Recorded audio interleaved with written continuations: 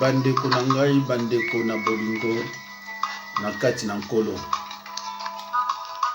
Mbote na bino partout bozali. Bino moto mesana kolanda ngai. Nazongi lisusu naye lisusu deva bino na makambo na Nzambe. Naeli bino teme moko ya kitoko, les devoirs des époux, obstacle à la prière. Bandeko nalobaki banda mwana balaki nakotya mingi makambo sur le mariage po aider fille na ngai ndenge akovanda na libala ayebake mobali c'est le chef de la famille, c'est le chef de la femme. Eko ende pe baninga mususu o bazana mabala pe oyo bazana bana bakobala mikolo ekoya. Voilà, donc yangwana naeli bino teme ya lelo, teme moko ya kitoko mingi. Bandeko ezana baninga ebele babengi ngai pona confusion ya numéro 162. Babengi nga balobi ke non pasteur yo bosani eza 163. Na bosani te. Bomoni oyo ya 162 nalobilaki pe petit neveu. Alors petit neveu bana obenga nga awa nazo yamba yete. Mina moni ke soki na continue ko yamba yete nga na komi ko péché. Parce que biso toza bato basala biso toujours pour nous pardonner. Et pardonner quelle que soit la gravité de la faute. Voilà, nous sommes obligés. En attendant, mikolo ya to solo na yeli susu na supprimer vidéo voilà. Voilà. Alors, ce n'est pas seulement hier, c'est tout un réseau qui me combat. Bomonaka babomanga mate ya mususu na Congo number 1. Bato ebele bayininga pour expliquer qui la différence qui existe entre sataniste et sorcier. Balinginga na tikabino toujours na ignorance. Mina kosa lelo kande wana te. Alors c'est tout un réseau bien organisé. O bazo combattre nga na makambo lokuta ebele. Nayoki su moko alobi ke nateka soki ndako ya ba orphelin. Je me suis renseigné auprès de ma famille. Baye bien moté. On a dit oh, mais qu'est-ce qui se passe? Bon, tant on a remarqué que bon, Azana Kichasa, Kanambe a torturé bango pour banzala, batona bakomi na bitema bebele ya makasi. Alors si tout bino bosa la pe attention na bato Azana Kichasa. Ndenge Kanambe a torturé bango ebele bakomi na mitema mabe, ebele bakomi pe koloba n'importe quoi. C'est pour cela, avec inspiration Nzambe, na 162, na tchela kibino, Jésus-Christ a éprouvé les souffrances physiques, psychologiques et morales. Pour na bato yo bazana esprit à discernement, baye banali kolobanini. Jésus-Christ a souffert psychologiquement, physiquement, moralement, mais il n'a pas péché, au contraire, il a pardonné. Et yango nga pe nasali. Ba oyo Nzambe alakisa ba mpona ngai ba continue nanga. Ba oyo Nzambe alakisa ba le contraire batika. Mais ba oyo bali ba soutenir na combat on azama makasi contre les forces démoniaques. Ba soutenir nga eza merci mingi. Alors bandeko toza okende les devoirs des époux ou alors obstacle à la prière, les devoirs des époux. Oyo pe na préparer mon bango mais naza sûr que vous allez pas ma faute. Mes chers frères et sœurs dans le Seigneur, les mauvaises relations entre mari et femme peuvent constituer une entrave à la vie de prière. Mes chers frères et sœurs dans le Seigneur, prenons la peine d'ouvrir notre Bible et de lire attentivement tous ces passages de 1 Pierre 3, 1 à 6. Mes chers frères et sœurs, je lis au nom de Jésus-Christ. Vous de même, femmes, soyez soumises chacune à votre mari, afin que même si quelques-uns n'obéissent pas à la parole, ils soient gagnés sans parole par la conduite de leurs femmes. Verset 2. En voyant votre conduite pure et respectueuse. 3. N'ayez pas pour parure ce qui est extérieur. Cheveux tressés, ornements d'or, manteau élégant. 4. Mais la parure cachée du cœur, la parure personnelle, inaltérable d'un esprit doux et tranquille. Voilà qui est d'un grand prix devant Dieu. 5. Ainsi séparaient autrefois les saintes femmes qui espéraient en Dieu, soumises à leur mari. Verset 6. Telle Sarah qui obéissait à Abraham et l'appelait son Seigneur. C'est d'elle que vous êtes devenus les descendantes. Si vous faites le bien, sans vous laisser troubler par aucune crainte.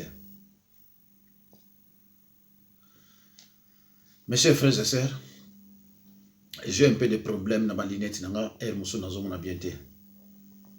Tango bino moko tanga yango na Biblia, soki kama place na tanga ki bien te, bobongisa.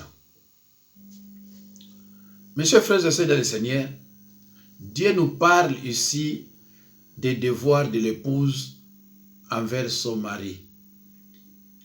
Pour obtenir l'exaucement de vos prières, dit le Seigneur, peu importe quelle sorte de mari vous avez, alors qu'il serait inconvertible, refusant d'obéir à la parole de Dieu, d'assister au culte, votre devoir est de lui obéir, de lui montrer votre soumission.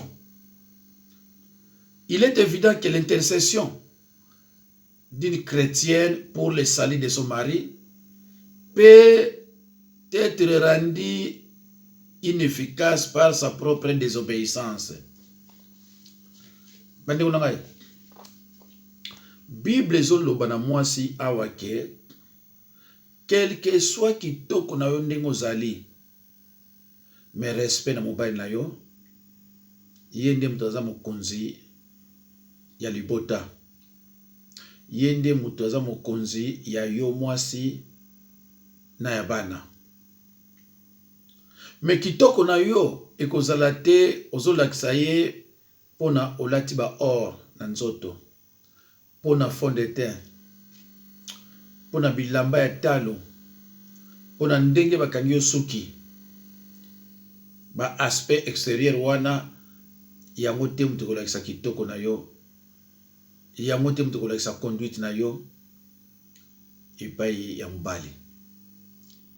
Mais eloko kolakisa conduite na yo epai ya mobali eza nde bizaleli na yo oyo ezouta na kati ya motema na yo, ndenge oza ko respecter mobali na yo, ndenge ozo pesa ye kilo, ndenge oza ko se soumettre pa na ye. Yango na bomonaka basi mususu balobaka o ndeni ye aza mabe me avai na kati ya libala. Ndeko na ngai ya mwasi, yo mutu ozomona mwasi wana mabe, me mobali azomona ke aza ko remplir ba critère nyonso oyo kovana na mobali.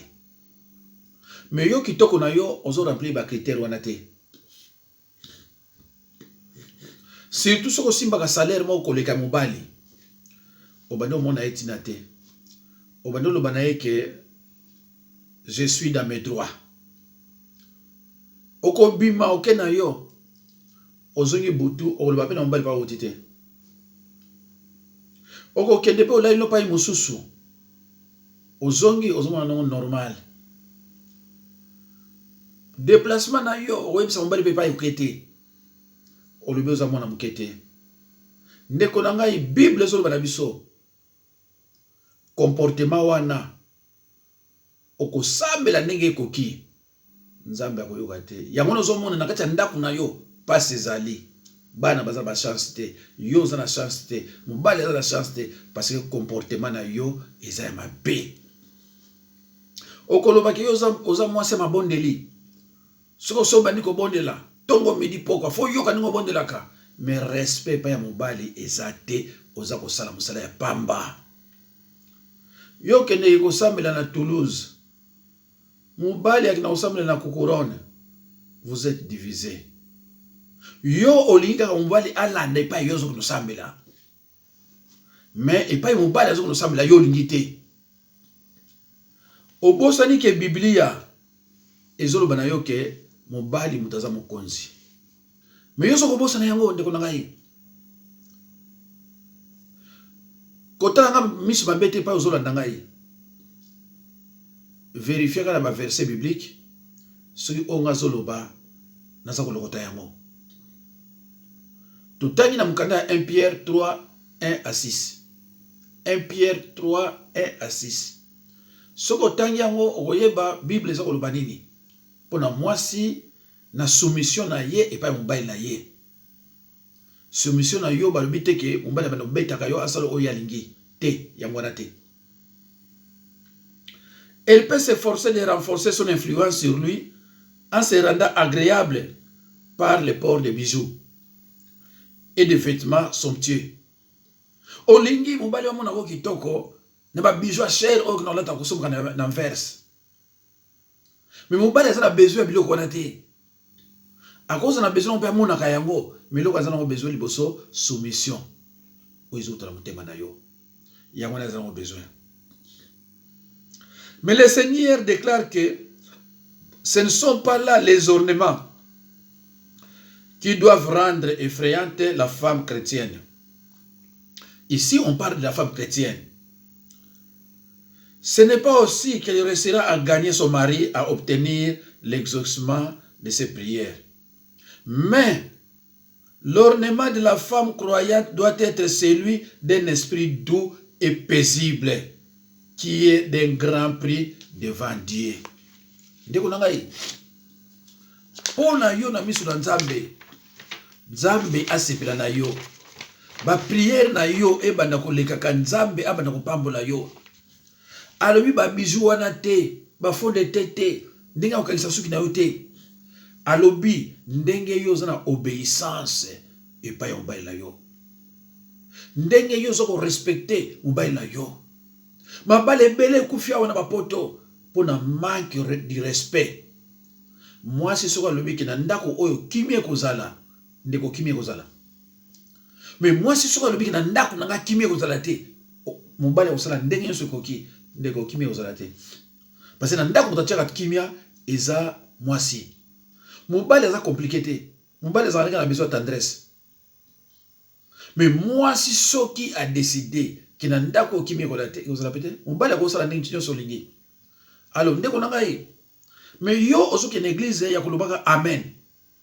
Osoki na bango na église kolobaka amen. Mais na ndako tango ya yo na mobali puku na niao. Mobali aloba jamais. Ozo kutu makamususu ya ndako soko na loba tipa famille na yo po apesa mobali no respecter. Ozo kino koloba makambo nyonso mobali na yo na muziki bazoko yoka yo. L'homme aura pour ennemi les gens de sa propre maison.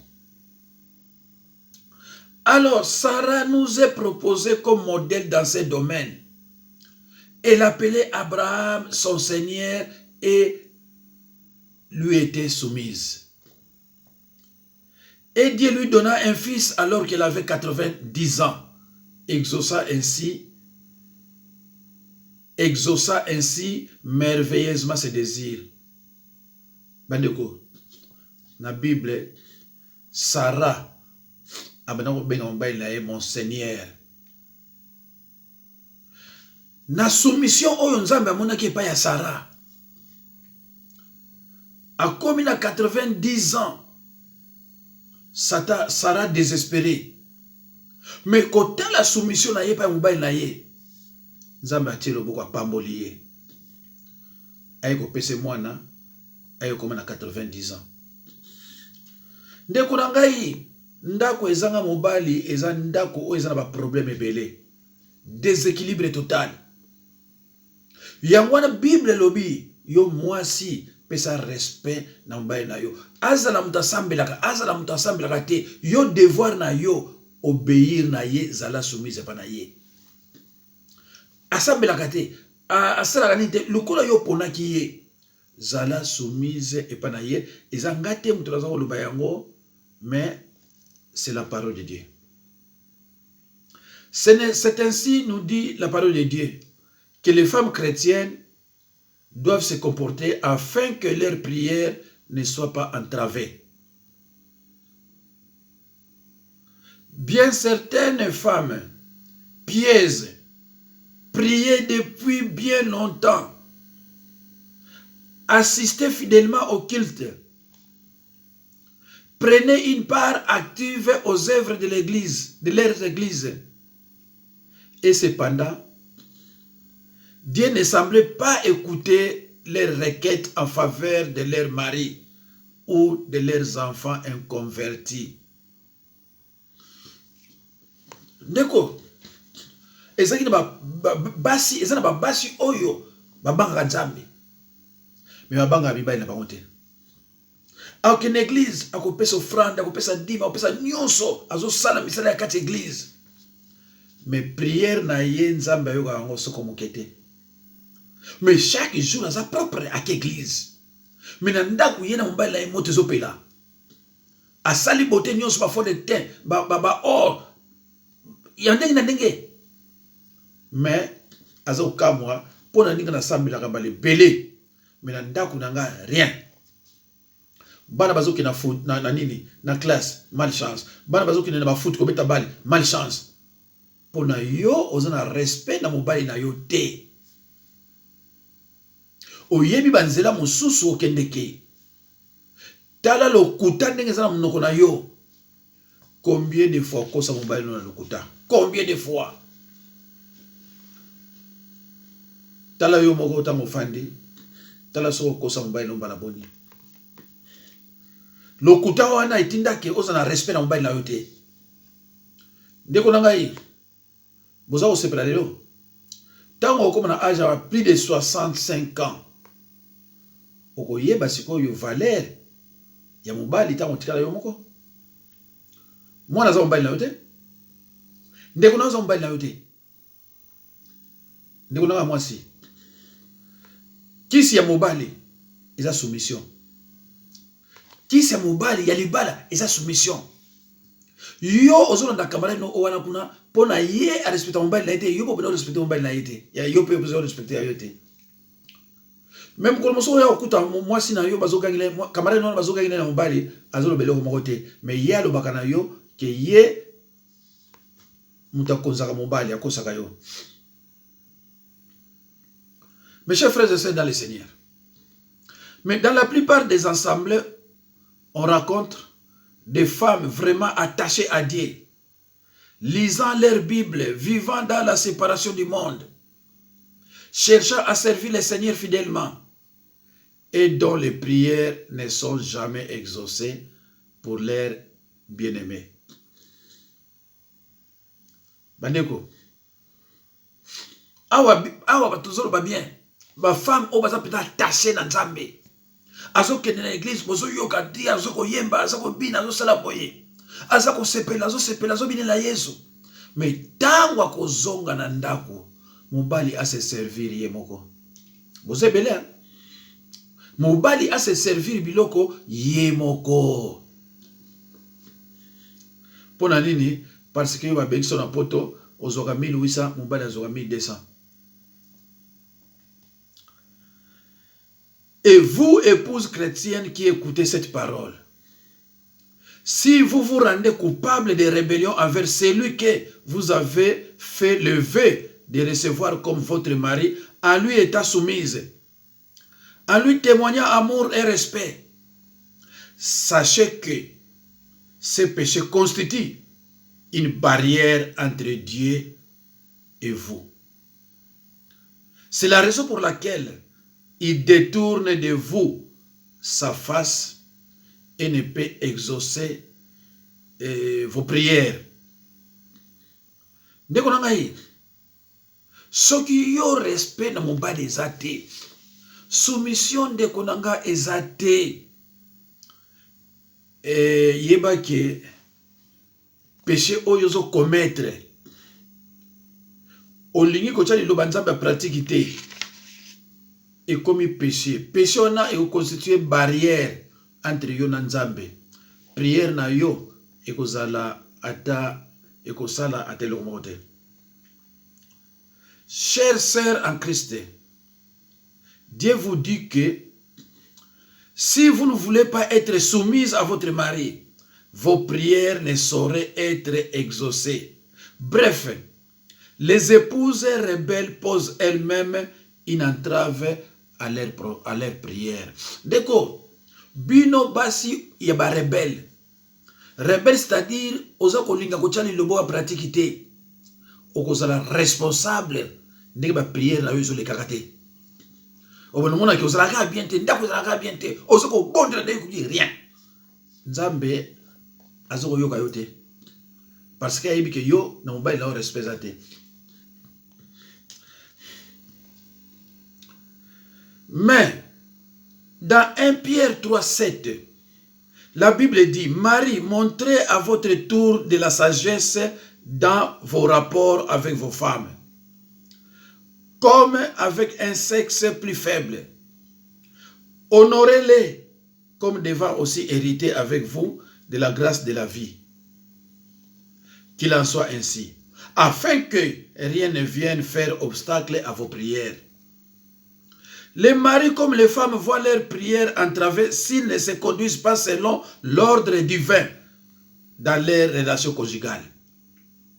Les maris doivent occuper, selon les Écritures, la place des chefs et des sacrificateurs dans son foyer, étant responsable devant Dieu de sa femme et de ses enfants. Comme Josué, qui a pu dire: moi et ma maison, nous servirons l'Éternel. Car le mari est le chef de la femme, comme Christ est le chef de l'Église. Éphésiens 5 et 23. Les époux chrétiens doivent exercer une autorité sur leurs femmes selon Genèse 3,16. Dieu dit à la femme: j'augmenterai la souffrance de tes grossesses.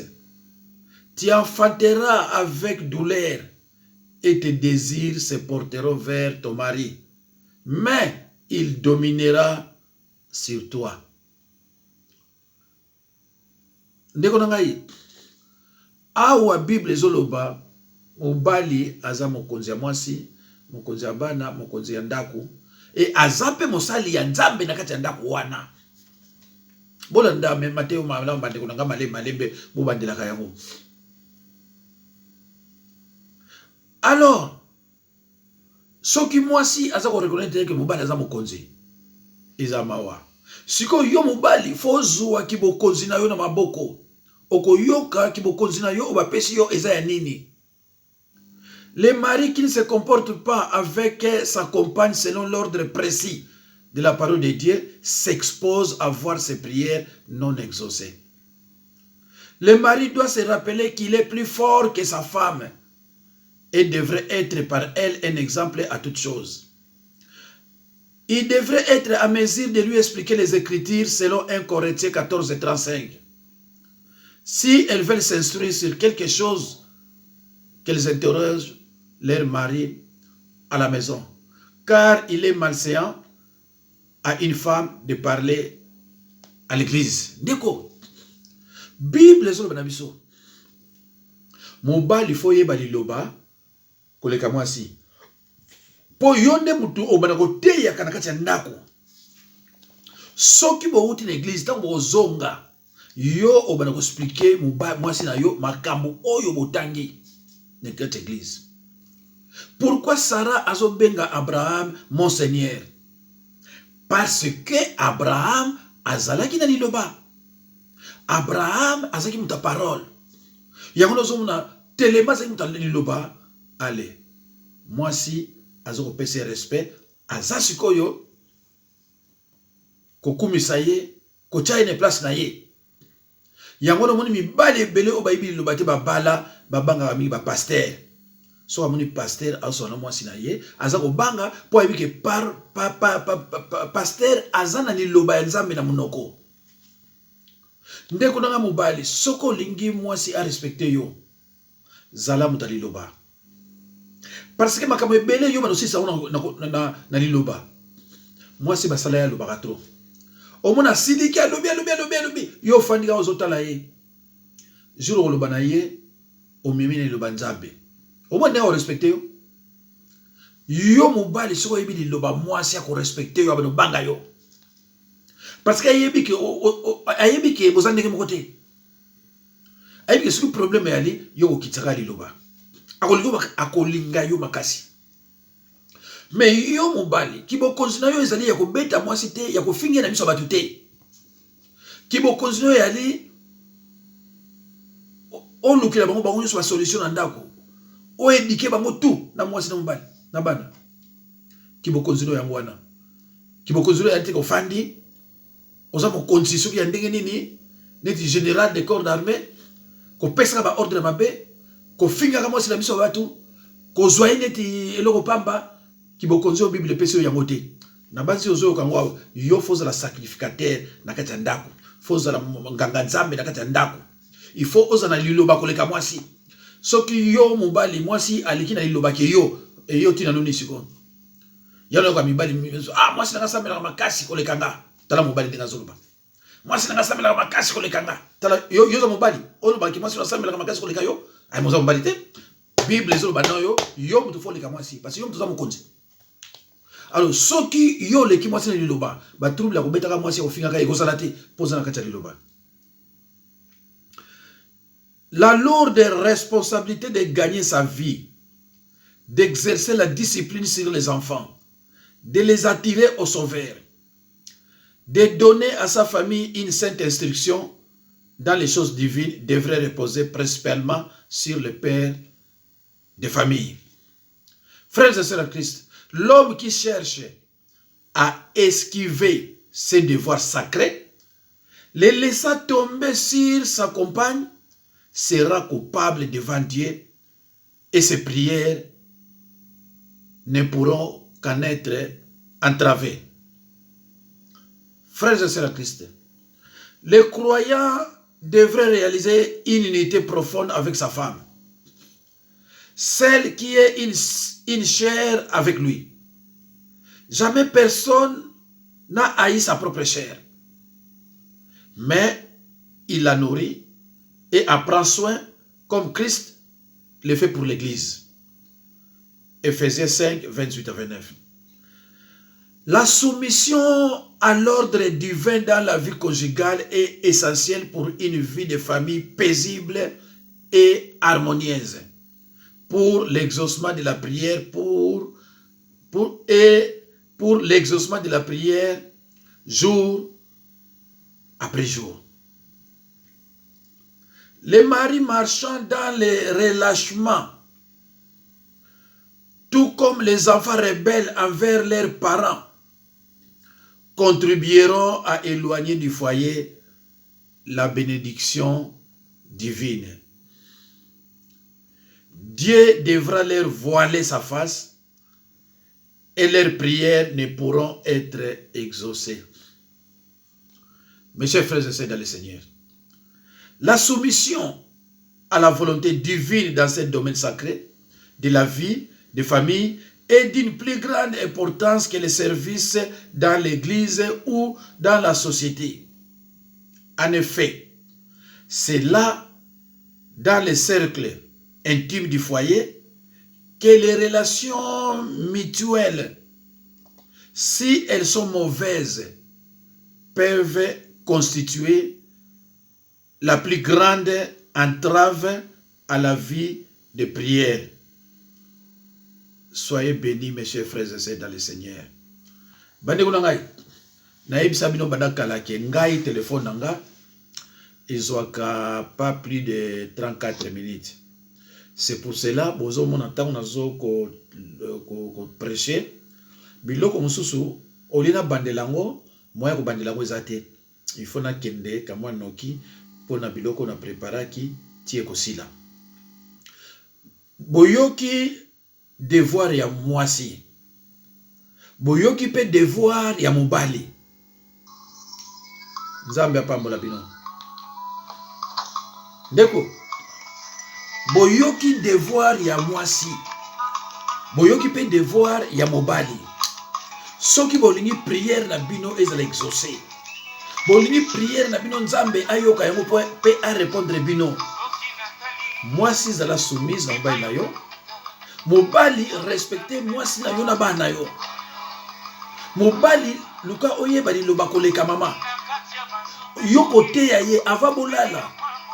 Yo muto mobali faut prier parce que yo chef à famille. Yo muto kozwa Bible botangi liloba après yo prier. Parce que ndako eza mobali eza ndako mo eza na puissance. Alors puissance on a ko boka ngoni banda te. Bande ko ngai vraiment nzambe apambola bino. Mikolo ebozo susu kaka concernant mariage. Panza yango partout pa bato babala na ba o babala te o ba ko bala mikolo ko ya po ba ye ba ndenge ba ko vivre. Bon mon aki musu na salaki que peuvent faire des conjoints pour rendre leur foyer quelque chose comme ça. Tellement ça plongé dans eux. Merci. Pour rendre leur foyer heureux. Oui, voilà. Nous avons déjà plongé dans Oyo. Oyo bozui les devoirs. Il y a moi, c'est dans mon bali. Bogozo sous prochainement. Nabanzi après demain. Mon sous toujours concernant le mariage. Merci beaucoup. Nzambe apambola bino. À la prochaine occasion.